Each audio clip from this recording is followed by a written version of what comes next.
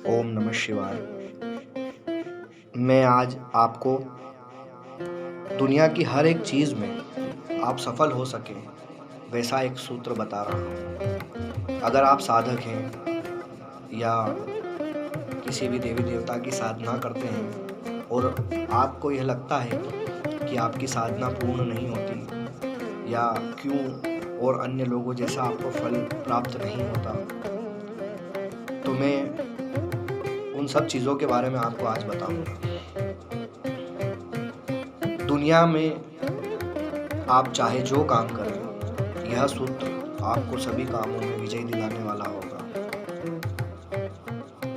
सदैव अपने लक्ष्य का स्मरण रखें और एक सबसे विशेष बात का ध्यान रखें कि जो भी कार्य कर रहे हैं उस कार्य के अंदर 3 चीज़ें पूर्ण रूप से मौजूद होना आवश्यक है।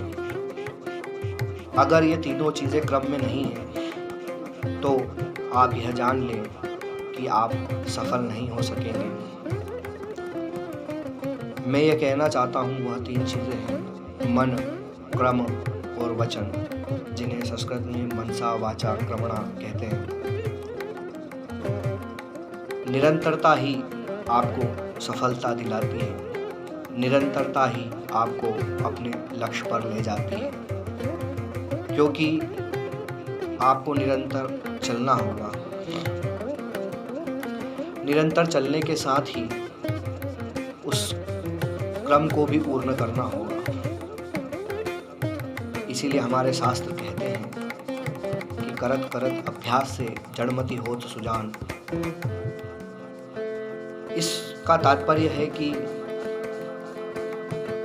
आपको निरंतर प्रयास करना है। जिस प्रकार एक कोमल रस्सी लगातार एक पत्थर पर घिसने पर उस पत्थर को काट देती है, यह उसी तरीके से काम करता है।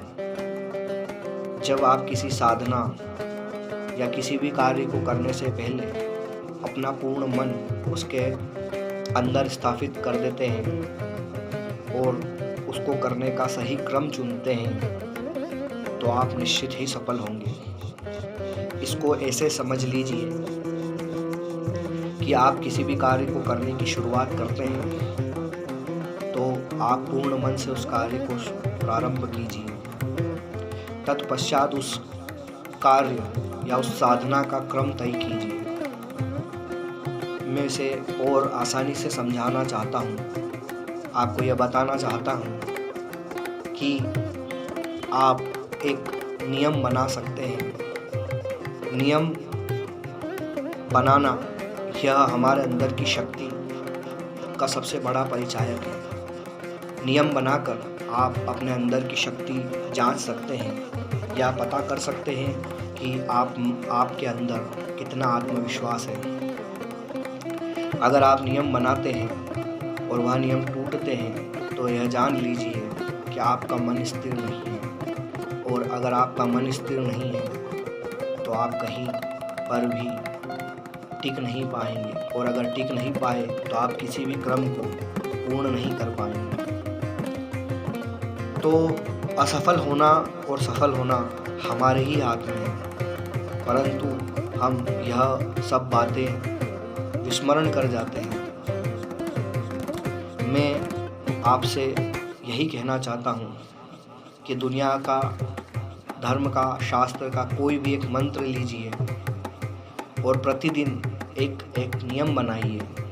मन, क्रम और वचन उसके अंदर स्थापित कीजिए और उस निरंतर उस क्रम को पूरा कीजिए।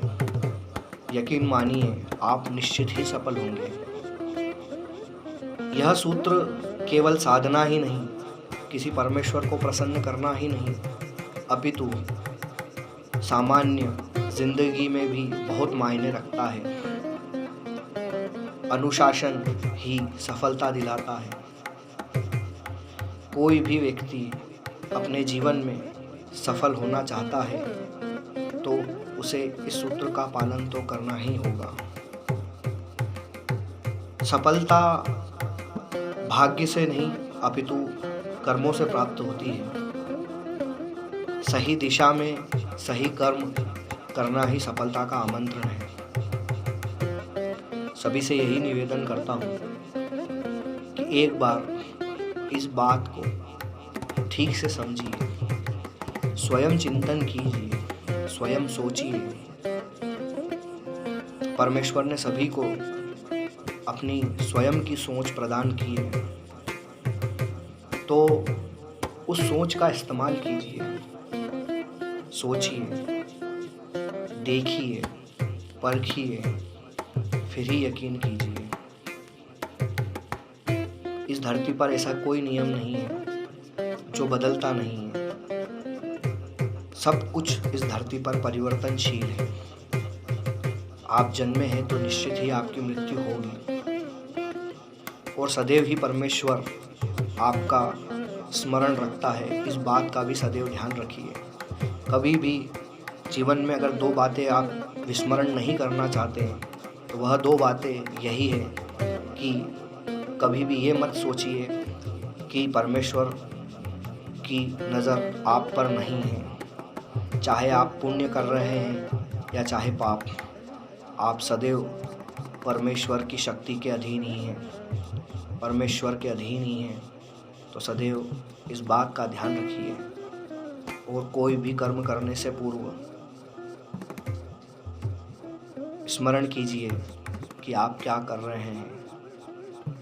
दुनिया का सबसे अच्छा कर्म किसी की आत्मा और मन की शांति देना ही है। जिस कार्य से